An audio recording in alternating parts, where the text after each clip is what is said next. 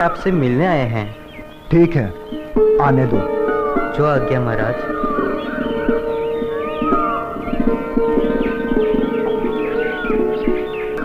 महाराज की जय हो। महाराजा काशी नरेश और महारानी को मेरा प्रणाम स्वीकार हो। आप लोग हमसे इतनी सुबह सुबह क्यों मिलना चाहते हैं? महाराज मैं बताता हूँ।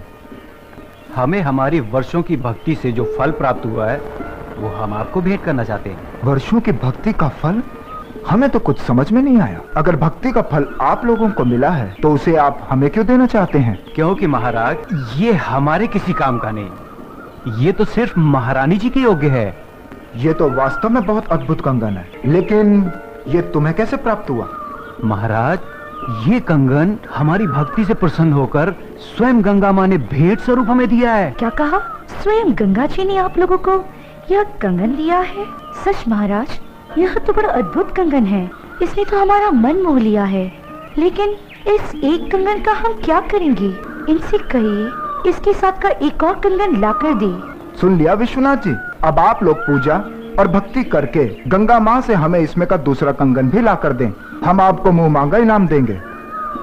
क्षमा करें महाराज, लेकिन इसमें का दूसरा कंगन हम आपको नहीं दे सकते। क्यों नहीं दे सकते? हमारी आज्ञा का उल्लंघन करने की तुम्हारी हिम्मत? असल में महाराज ये कंगन गंगा माँ ने हमारी भक्ति से प्रसन्न होकर हमें नहीं दिया, बल्कि उस शूद्र रविदास की भक्ति से प्रसन्न होकर उसे भेंट करने के लिए दिया है। क्या कहा? गंगा माँ ने स्वयं ये कंगन रविदास को भेंट करने को दिया है? हमें यकीन नहीं हो रहा। हमें सारी घटना विस्तार से बताओ। बताता हूँ।